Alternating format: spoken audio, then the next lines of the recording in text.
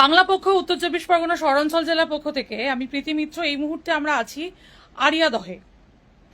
সেই আরিয়াদহ যেখানে কিছুদিন আগে, কিছু মাস আগে বহিরাগত গুন্ডা জয়ন্ত সিং, যার নারকীয় অসভ্যতামি ঘটনা আমরা দেখেছি, আমরা শুনেছি, এবং পাঁজা পরিবার রুখে দাঁড়িয়েছিল, এবং তার ফলে বাংলা পক্ষ যখন পাশে এসে দাঁড়ায় পুলিশ হস্তক্ষেপ করতে বাধ্য হয় এবং সে এখন এই মুহূর্তে জেলে। কোনো একটা অজ্ঞাত কারণে, কোনো একটা কারণে, মানে কোনো একটা কারণ, যে কোনো কারণই হতে পারে, তার ভাইগুলো কিন্তু এখনো ঠান্ডা হয়নি। সেই বহিরাগত, যার সঙ্গে পশ্চিম বাংলার ভূমিপুত্রে কোনো রকম সম্পর্ক নেই, কিন্তু সে পশ্চিম বাংলার যারা ভূমিপুত্র তাদেরকে ধরে এখনো মারধর করছে। গতকাল এরকমই একটা দুর্ঘটনা ঘটে গেছে আমার এক ছোট বাচ্চা ছেলের সাথে।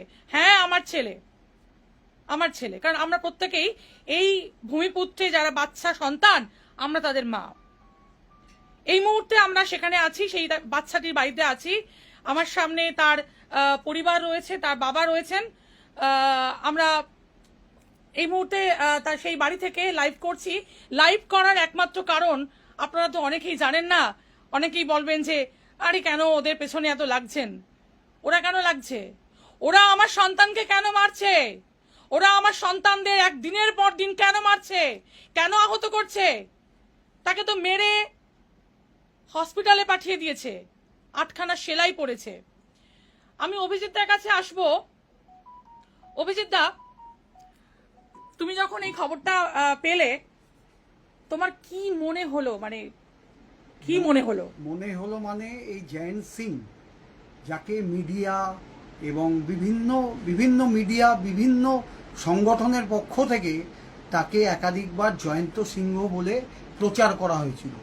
ভারতের বাঙালির অধিকার আদায়ের জাতীয় সংগঠন সেটাকে পরিষ্কার করে দিয়েছে, জয়ন্ত সিংহ নয়, জয়ন্ত সিং।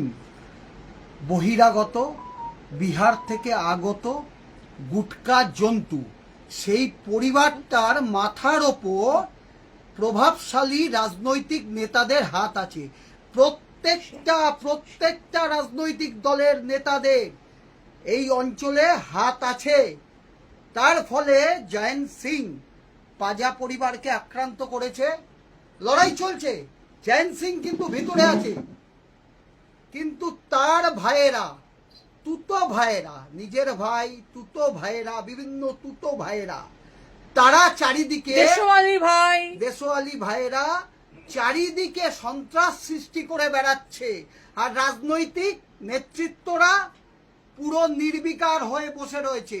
তাদেরকে একটা পরিষ্কার বার্তা আমি আরিয়াধর মাটি থেকে দিতে চাই যে আপনারা নির্বিকার থাকবেন। ভারতের বাঙালির অধিকার আদায়ের জাতীয় সংগঠন বাংলা পক্ষ নির্বিকার থাকবে না।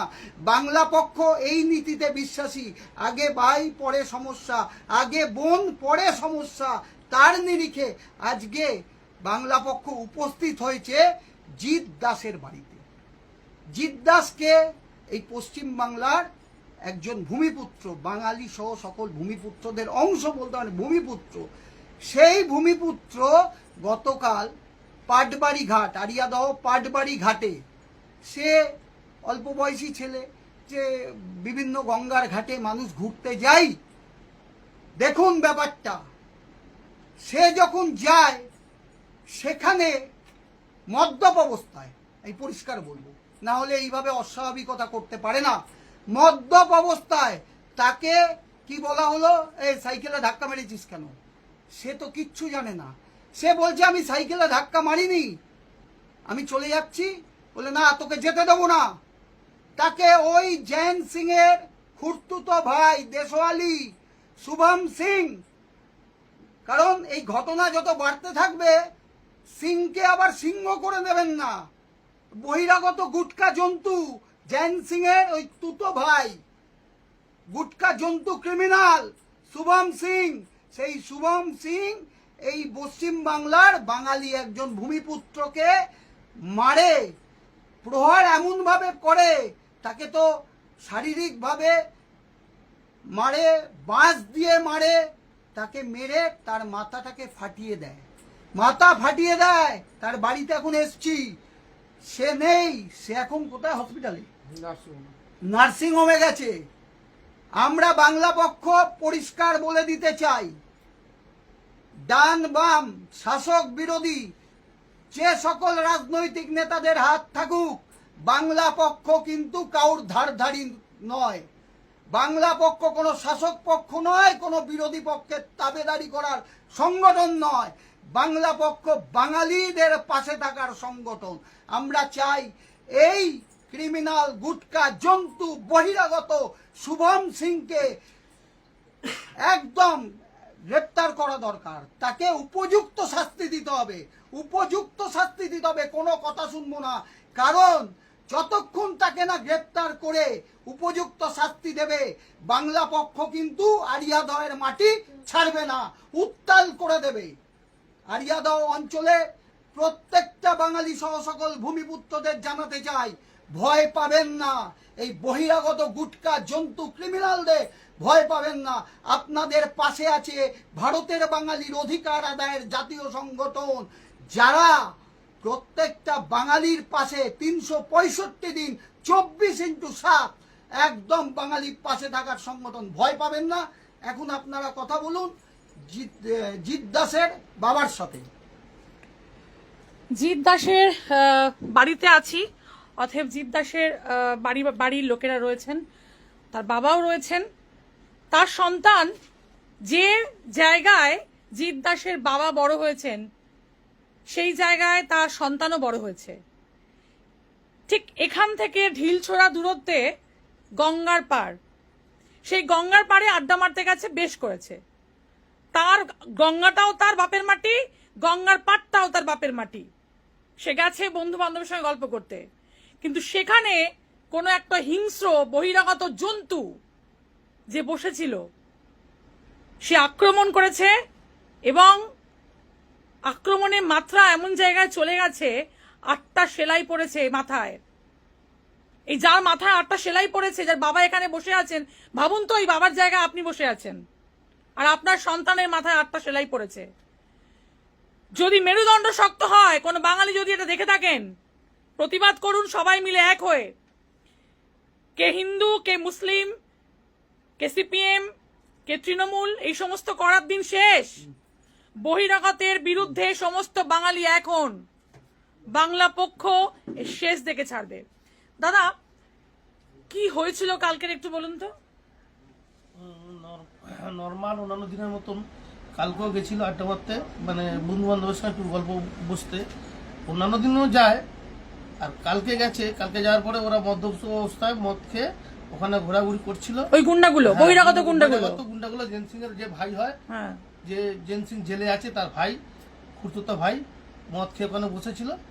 এবারে আমার ছেলে সাইকেলটা রাখতে ওকে জোর জবরদস্তি করেছে, বলছে তুই ধাক্কা মারিছিস সাইকেল দিয়ে। এবার সে ধাক্কা মারিনি বলছে, জেন সিং এর ভাইকে বলছে আমি ধাক্কা মারিনি, আমি চলে যাচ্ছি এখান থেকে। তবুও জোর জবরদস্তি করে ওর সঙ্গে ঝগড়া করছে। ও যখন চলে আসতে যাচ্ছে, তখন হঠাৎ ওর উপরে বাস আর ইট দিয়ে অ্যাটাক করে দেয়।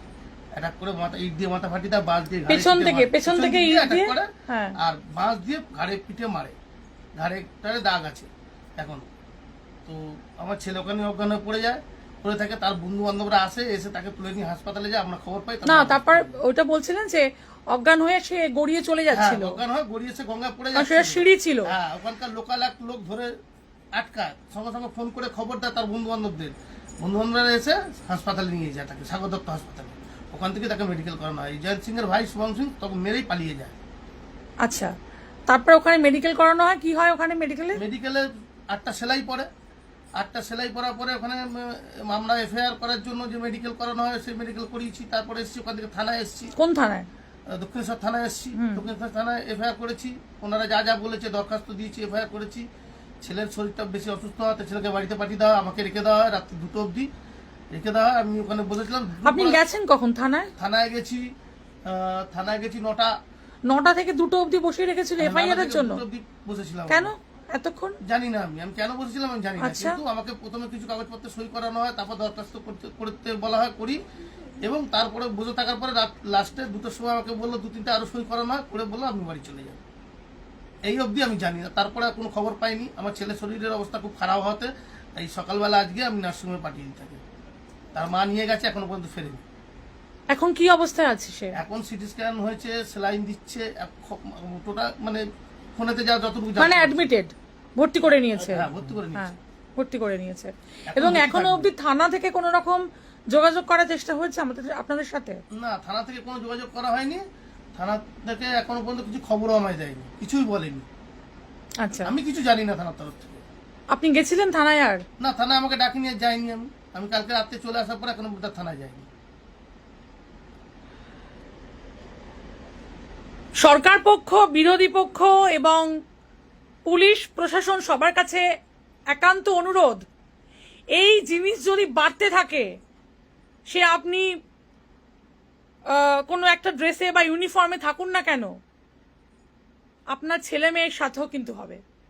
কারণ এটা বাড়ছে। আরিয়াদহের বুকে এই জিনিস কোনোদিন ছিল না। এই আরিয়াদহেতে আমরাও বড় হয়েছি। আরিয়াদহেতে এইভাবে বহিরাগতে গুন্ডামি কোনোদিন ছিল না। কয়েক মাসের মধ্যে বেশ কয়েকবার এই গুন্ডামি চলছে, এবং এই গুন্ডামিগুলো করছে বহিরাগত জয়ন্ত সিং এবং তার দেশওয়ালি ভাইরা। সবার কাছে একান্ত অনুরোধ, যারা দেখছেন ভিডিওটা যথেষ্ট শেয়ার করুন। পুলিশের কাছে আবেদন, প্রশাসনের কাছে আবেদন, সমস্ত নেতা নেত্রীদের কাছে আবেদন, এই পরিবারের পাশে থাকুন। এবং যে ছেলেটির সাথে আজকের এই দুর্ঘটনাটি ঘটেছে তার বিচার চান।